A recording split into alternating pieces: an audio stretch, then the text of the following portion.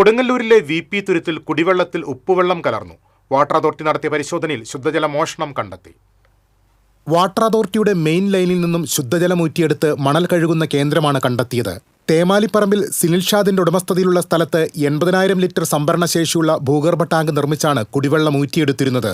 പ്രദേശത്തെ വീടുകളിൽ ഉപ്പ് കലർന്ന വെള്ളമാണ് ലഭിക്കുന്നതെന്ന പരാതിയെ തുടർന്ന് വാട്ടർ അതോറിറ്റി ഉദ്യോഗസ്ഥർ നടത്തിയ പരിശോധനയിലാണ് ജലമോഷണം കണ്ടെത്തിയത്.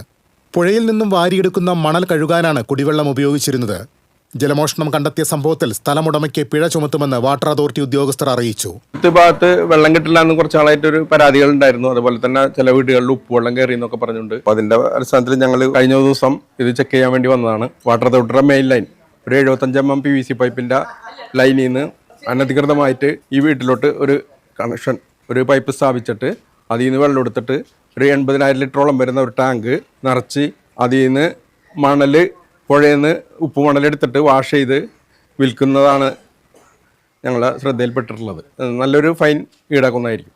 Assistant engineer Sandhya, revenue officer Joby, senior plumbing inspector Nanaji, overseer Zakir Hussain തുടങ്ങിയവരടങ്ങിയ സംഘമാണ് കുടിവെള്ള മോഷണം പിടികൂടിയത്. വർഷങ്ങളായി ഇവിടെ കുടിവെള്ളമൂറ്റൽ നടന്നുവരുന്നതായി നാട്ടുകാർ പറഞ്ഞു. 2.5 വർഷമായി ശരിക്കും 2.5 വർഷം ആയിട്ടുണ്ട് ഞാൻ ഒരു പരാതി കൊടുത്തിട്ട്.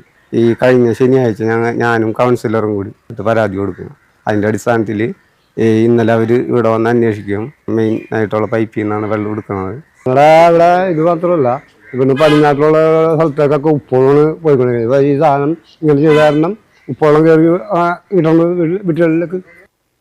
TCV news, Kodungallur.